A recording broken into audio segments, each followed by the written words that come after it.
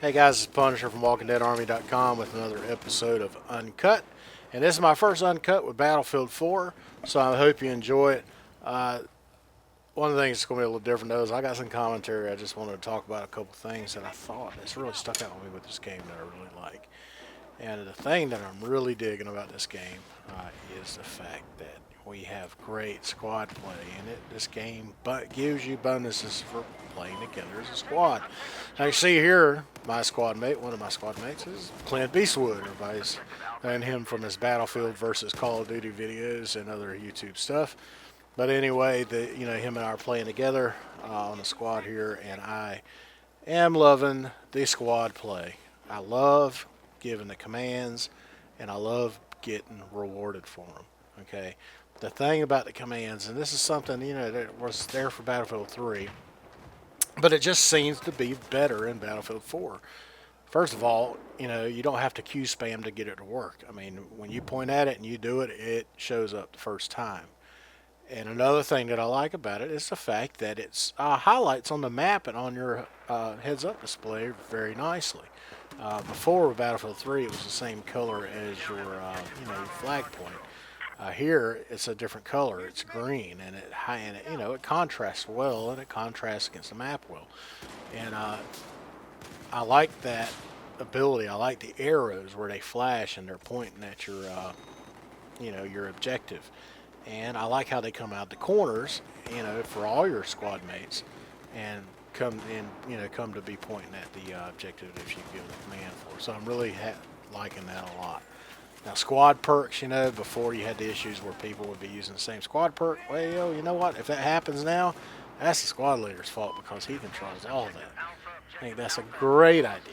Okay, so it rewards you as a squad leader to make sure that you vary your squad perks up between your squad members. Okay, scoring system is definitely more beneficial now.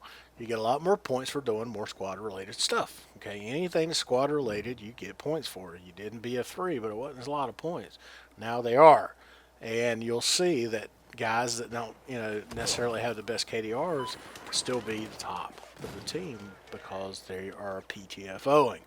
Okay, which is really great. So that's what one of the things I'm really enjoying about this game is that you get rewarded for playing the objectives. Okay, field upgrades. One of the things I want to talk about, and this is something new that we didn't see in Battlefield 3. Okay, well these field upgrades, are really nice to have, and you kind of get rewarded the longer that your squad stays together, the longer they're alive, and the more points that they score. Okay, and these field upgrades will stay with you as long as your squad stays alive. Okay, so the object is don't get squad wiped. Okay, if you get squad wiped, you lose all the field upgrades. Okay, really nice to have. I really have enjoyed that. The field upgrades are really good.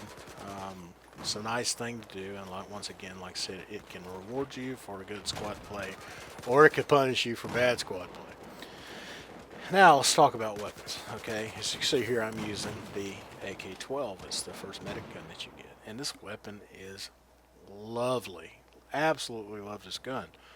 It's so easy to use. It really is. Excuse me. The uh, weapon has virtually no recoil. It's got great knockdown, and it's got a decent fire rate.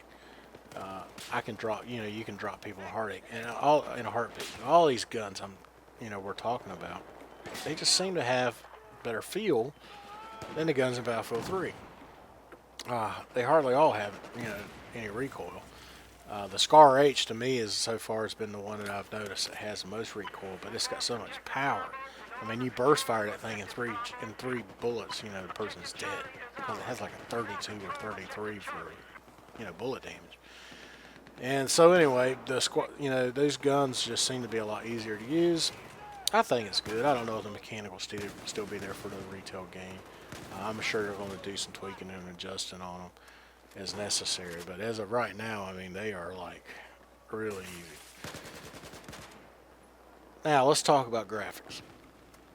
Okay, as you can tell here, the graphics look pretty good. I mean, I'm running it low and they still look really good. They seem to be a lot smoother than Battlefield 3, and there's a lot more contrast. Reason being, there's no blue tint. Now, if I seem to remember right, Battlefield 3 didn't have blue tint in it either for the beta.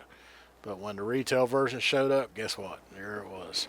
So I'm kind of hoping that this game, they keep the blue tint out. I'm pretty sure that they will, because it's a beautiful game. I mean, it really is.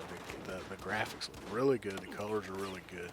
And once they get this thing optimized and get the lag issues sorted, I really think that this, be able to run higher frames. I really think people will really enjoy it more, being able to run in, ultra settings, high settings, whatnot, and just see just how great the graphics look. So I'm looking forward to it. I know, I can run ultra high settings and it really doesn't change my frame rates any. But regardless, I'm enjoying the game a lot. The gameplay overall, I think, is very good. A couple of things that need to be tweaked. I'm not happy about how the spawns work. I get killed a lot from behind me. But, you had that same problem with the domination mode in Battlefield 3. So I don't know if that'll be changed or not. We'll see. But I do love the intuitiveness of the spawn-in screen, being able to select your different squad mates like that. I love the preview window especially, so that you can see where you're spawning into and not, spawn into a freaking firefight like you would do a lot in Battlefield 3. But overall, I'm just really happy with the game.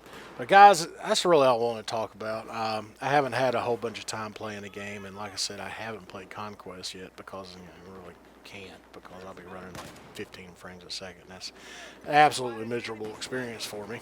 And so I've just been doing the domination and just getting used to the weapons and guns. And to be honest with you, I enjoy the infantry stuff more now anyway. So domination is probably going to be one of those modes, or if I can find another mode that is more infantry centric, I'll be doing that. But anyway, really all I wanted to talk about today. I plan on getting these more videos out. I'm sorting everything now. This video is done on Adobe Premiere. I usually do everything on Sony Vegas, but I've upgraded my PC to Windows 8, and Windows 8, I'm getting these errors with Sony Vegas, and so I've had to download a trial copy of Adobe Premiere until I get my streaming computer that will be built on Tuesday. When I get that old computer, I pull out of the closet and get that sucker rebuilt and get her set up for streaming, I'll put Vegas on her because I'll be using Windows 7, and I shouldn't have any issues. But anyway, guys, this is really it I want to talk about. I hope you guys have a great day. Continue enjoying that beta, and we'll see you on the retail side. Talk to you later. Bye.